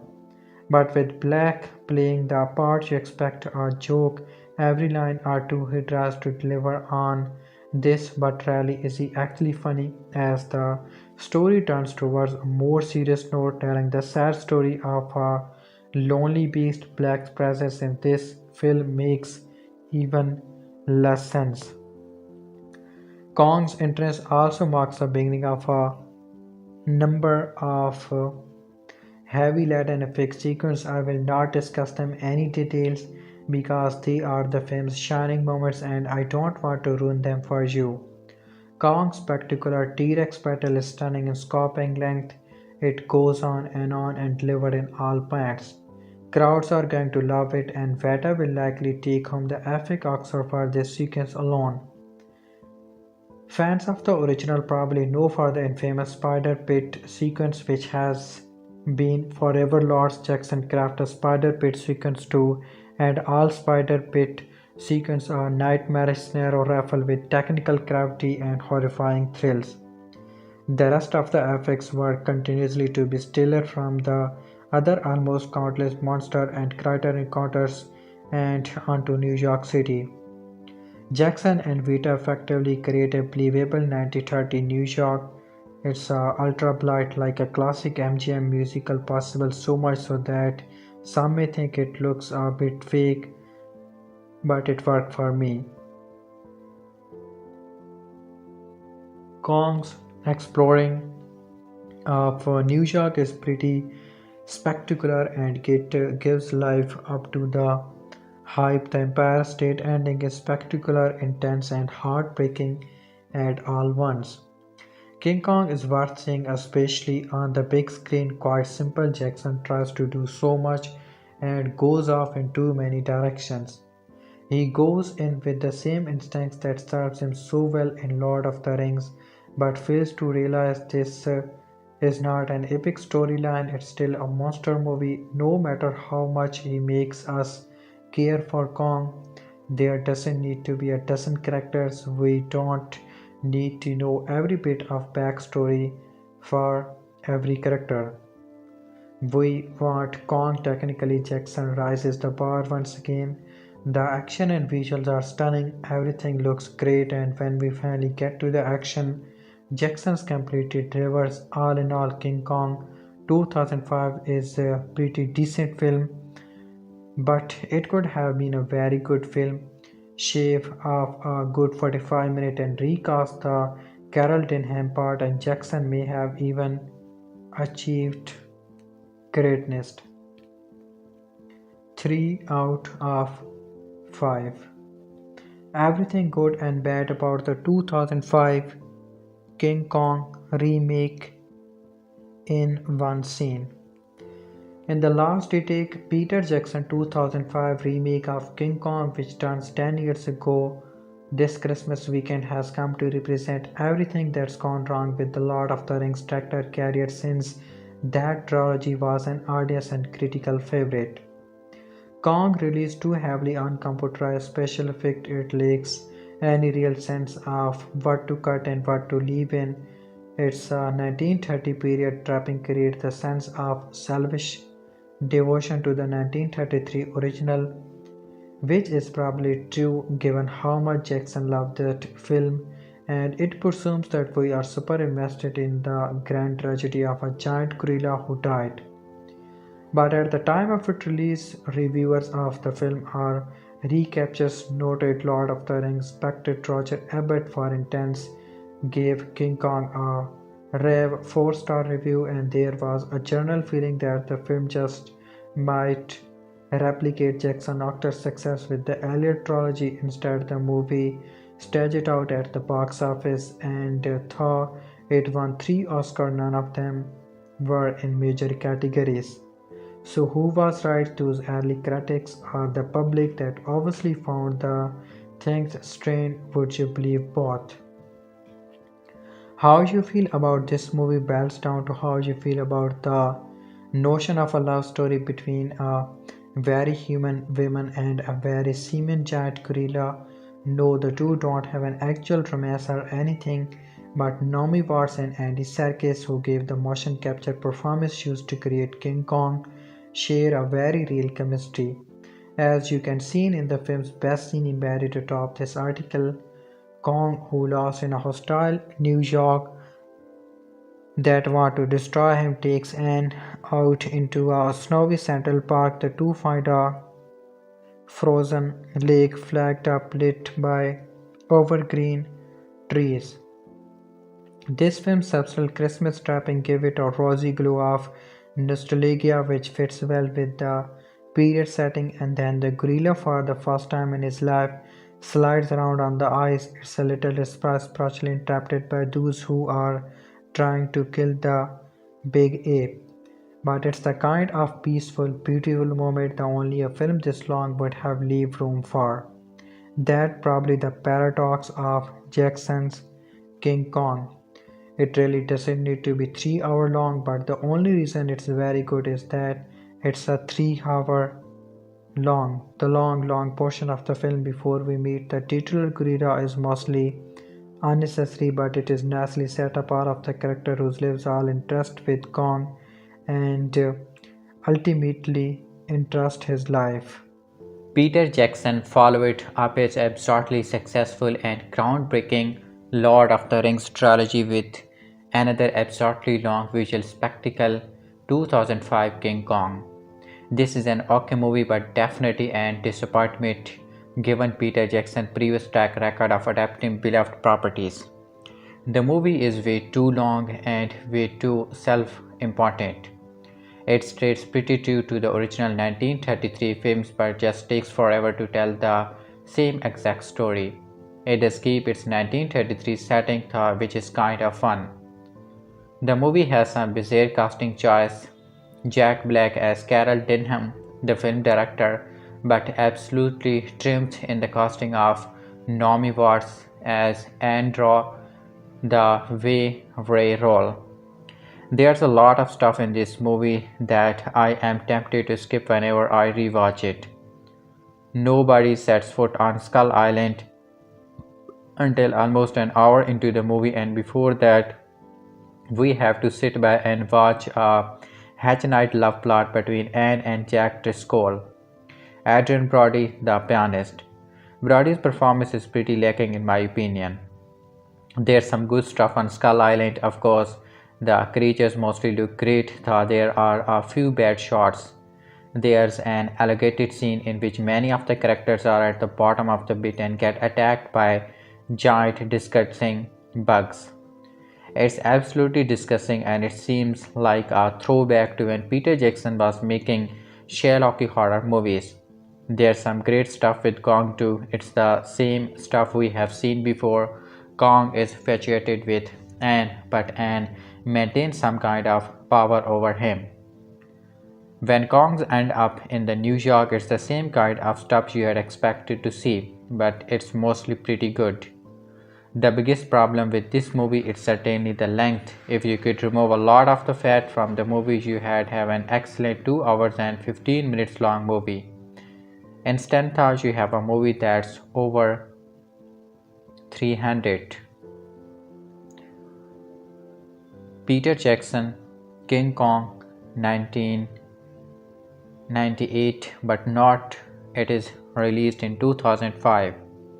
King Kong is a 2005 monster adventure film directed by Peter Jackson and starring Andy Serkis and Naomi Watts.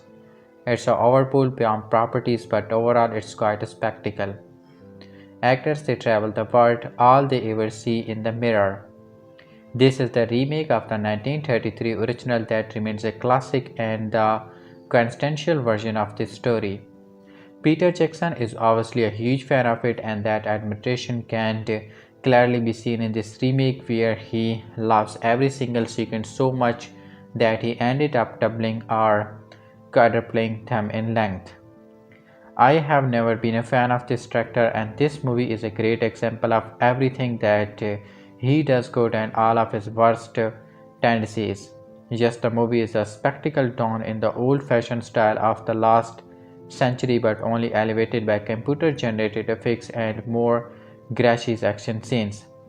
The adventurous spirit is still here, and the film can be quite enhancing at times, not to mention rather epic.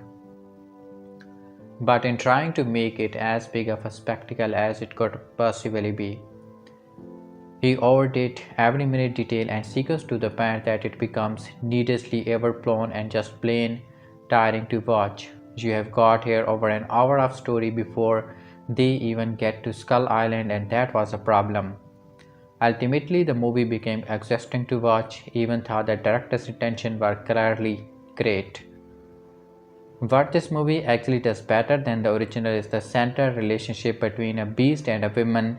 As it is 3 hours long, the movie focused a lot on this interesting relationship, and the two are the heart of the movie, leading to that ending being all more sad and powerful. Whenever the film focused on just on these two, it was lovely. Naomi Watts is excellent as Anne Darrow, and Andy Serkis is per usual fantastic. The motion capture is incredible in this film. Jack Black is memorable as his annoying, greedy film producer, and the film really captured the 30s with the strong emphasis on how studios worked back then. Adrian Brody as Jack Driscoll is just okay but a bit forgettable. Kong has to fight many dinosaurs here in what was surely an overkill, as everything is in this overblown movie, but most of it was widely entertaining. There is no denying that the movie captured the adventurous element very well, with the arrival on the island being quite wonderful. The action was overwhelming, but some of the animal fights were terrific. It depends what person you are as it regards your enjoyment of the film's action. I am more into one-on-one fight and I dislike weaponry, so obviously the scene where the humans were attacking Kong bored me, while the animal fights were to me rather cool and fun. This King Kong has fantastic special effects. Kong looks incredible. The eyes of circus behold a lot of heart behind them, and the island looks incredible, especially the dinosaurs. It was a groundbreaking movie usually for its time, and it still looks marvelous. The score is also strong and some of the dialogue is quite good, but the pacing is horrible, dragging at times. The action is overwhelming and the movie is simple too long. Peter Jackson King Kong is a respectable but troublesome remake. The director has the tendency to overblow every single scene beyond any reasonable proportion, which is exactly what happened in this 3-hour long movie filled with extremely prolonged, endless scene after scene. The movie is quite adventurous at times. Some of the monster fights on the island are super cool, and the VFX were groundbreaking for this time, and they still look great. The highlight is the central beast-woman relationship that is actually better here than it was in the original thanks to wonderful work from Andy Serkis and Naomi Watts. The film is well intentioned and frequently quite charming, but its excessive runtime was its ultimate doom.